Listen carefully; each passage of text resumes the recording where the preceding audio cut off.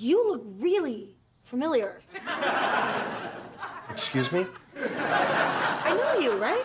Oh, I'm the king of chlorine. You probably saw one of my late-night commercials. Oh yeah. Those commercials kind of suck, and you're too old to be wearing a Speedo, dude. Well, you watch, Smitty. Dan, I know I told you I wouldn't notice if I gave you $6,000, but I did notice when the bank cleared the check. Look.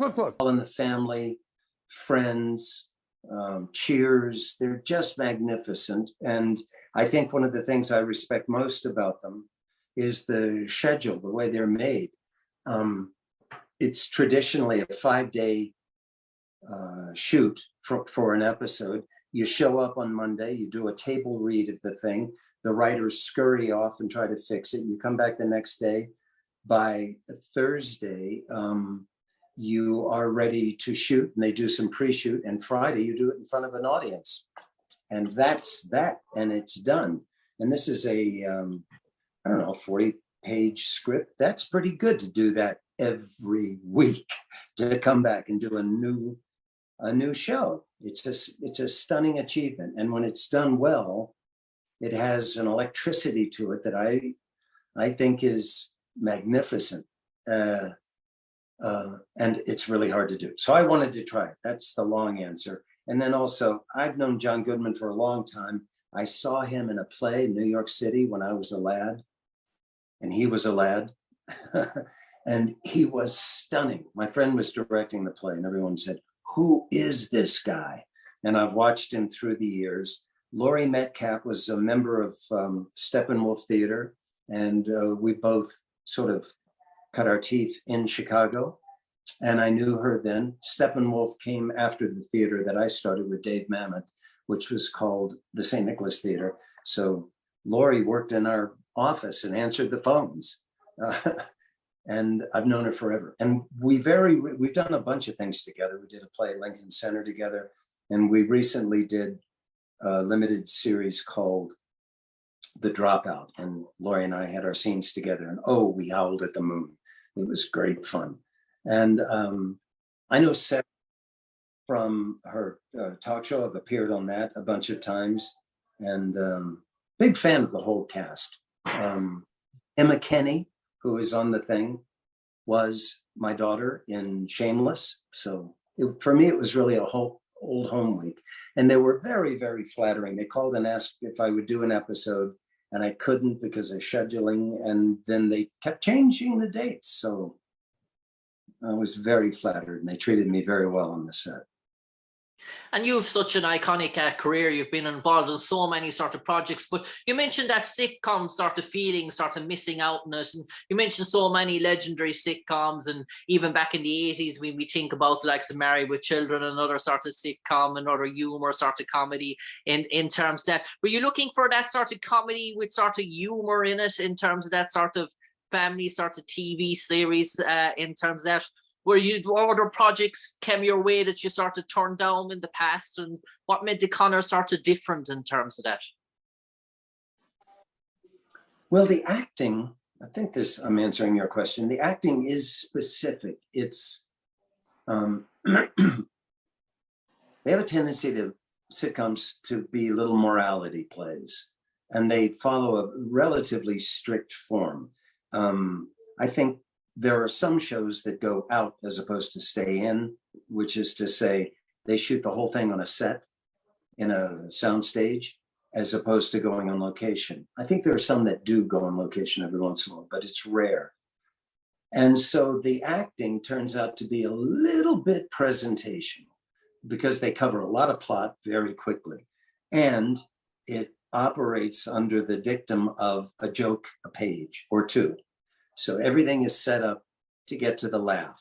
And that's a tough thing to do, man. That's tough to have a joke or two every single page and still tell a story.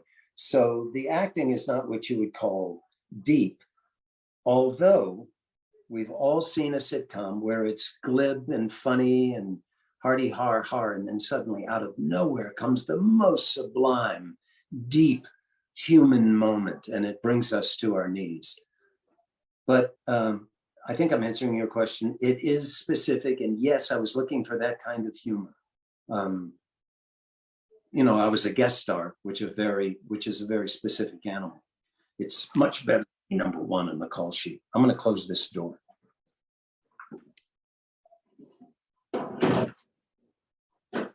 And I'm back. Yeah.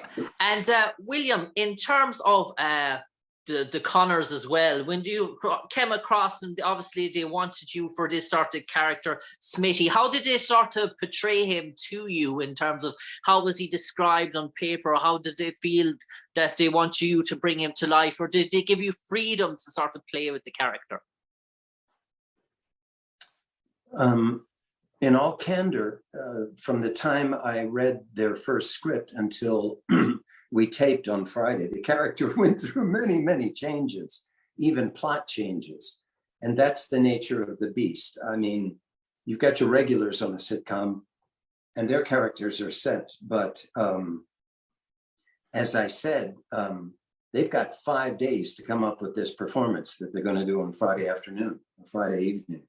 And so the guest characters change. They try a joke. If that doesn't work, they go to a different way, a different joke. Or if one plot line is not working, they'll throw it out and come up with a new one.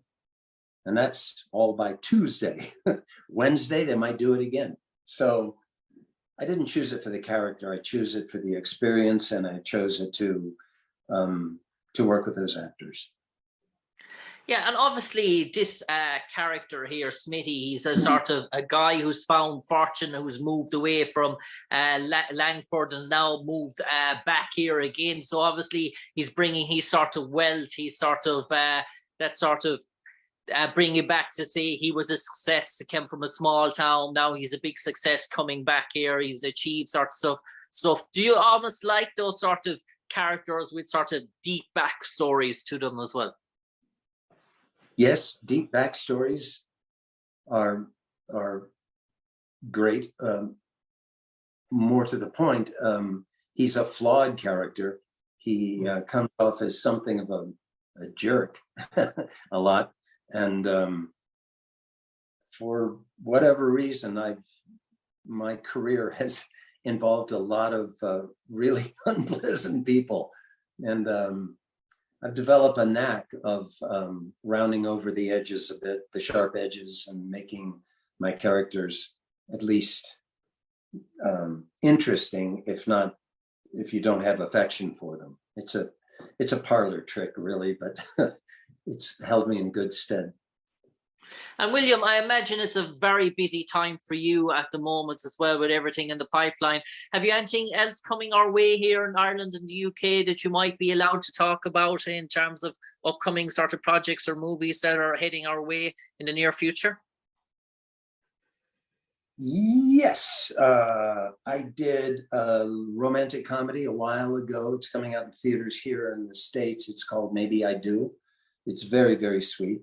I just signed up. I'm going to do Planet of the Apes. That's in Australia.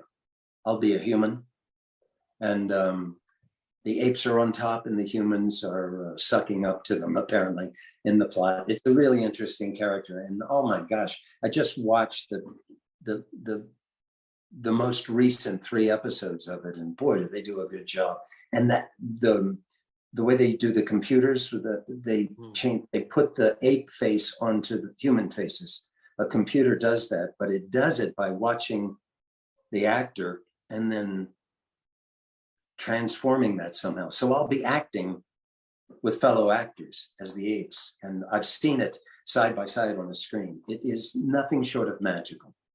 And then it was just a coincidence, but Peter Farley is going to do a film called Reiki Stenicki, also in Australia. So I'm going to stick around Oz for a while and do that second film. So I've got 2 films coming up. I'll have 2 films under my belt before March. Thank you, Lord. Wow. And I suppose, William, in terms of, you spoke admirably about Ireland in the past. I read an interview there, and you were disappointed to miss out on the occasion, but your wife and your daughters got to go there and got to visit Ashford Castle and sort of such. And it's sort of always on your booking list in terms of coming back here. Is it something that you're getting around to? Is this certainly definitely 2023 is going to be the year that William Macy put his feet down on Irish shores? I hope so. That TV show I did, Shameless, ran for 11 years. So the girls were free. My daughters were free in the summertime, and we worked in the summertime. So I missed over a decade of vacations. So I'm coming back with a roar. Last year, we went on a horse riding safari in Kenya together as a family. And I did a motorcycle trip all the way from Rome up through the Swiss Alps, ending up in Berlin with a bunch of reprobates that I know here in Colorado. It was almost reminiscent of the movie Wild Hogs, where you were Tim Allen and Chris Rock, to name a few. Was it that sort of an adventure for you? It was indeed. These guys were wild. We were going through Europe from bar to bar to bar. We had some tales to tell. It was I was the oldest guy there by some number of years, but I managed to keep up. Yes, I want to come back to Ireland. The whole family is still abuzz. They just loved it. And my oldest daughter, Sophia, is in the business. She's an actor. She's in Carnegie Mellon. And my wife, Felicity Huffman, of course, is an actor. But they came back with really great Irish accents. They've got the ear. I can't do it. I got a 10 ear. But you would be impressed. I think they could fool you. Maybe. And William, I suppose for the final 30 seconds now, I'll turn it over to you, and you might enlighten all our audience and listeners why they should tune in to the Connors to see William Macy in action in his character Smitty Cusamano, and what's in store for them if they haven't seen it before, and what is your sort of take? What advice can you give to them? Well, if you're tuning in to see William H. Macy, I think maybe go somewhere else. It's I fulfill a role. The reason you should tune into the Connors is because of the cast, led by John Goodman. They've really settled into it. It has an easy feel to it. As I said, they're all come out to be little morality plays. And I don't know, in this day and age, I'm on a tear about so many of the films that we're putting out and so many of the TV shows are all about ugly things and gun violence, which is driving me to distraction, because we don't tell the truth about gun violence and what a gunshot does to a human being. So the Connors is gentle and truthful, and it makes you glad to be a human. And I guess it happens to all people when they get to be a certain age, but they ultimately say, I only want to see comedies. Enough of these dramas. I don't want to go to bed upset. I think I'm getting to that point. I just want to see good news. I just want so tune into the Connors to watch all those people. They're really good. They're my dear pals. They've been doing it for a long time. It was magnificent to see people who are really at the top of their form, plying their trade. It was so, when Emma Kenny, who joined the cast about 3 years ago, first came on Shameless, she was 12 years old. And now she has 2 homes. Now she's going through boyfriends and driving cars and everything. And to watch her on that set, a woman in full, it was really lovely. And anytime I get to do something with Laurie Metcalf, sign me up. I would read the phone book with her. On that note, William H. Macy, an absolute pleasure talking to you this evening on the airways to listen to about your role in the smash hit TV comedy series, The Connors. You played this character, Smitty Cusamano. We're looking at eager anticipation and joyful hope of your role, obviously, in the Planet of the Apes. I no doubt it'll be a blockbuster success, and hopefully, please God, we'll see you dock on Irish shores again in the near future, and as a whole family, hopefully you'll get to experience that again. But for the moment, William H. Macy, a pleasure talking to you. From me, Jim Conlan. Stay safe, take care, and God bless. Thank you, sir. I'll call you up when I get to Ireland. You'll take me to your favorite pub. No problem. We'll have a pint of Guinness together, William. Love it.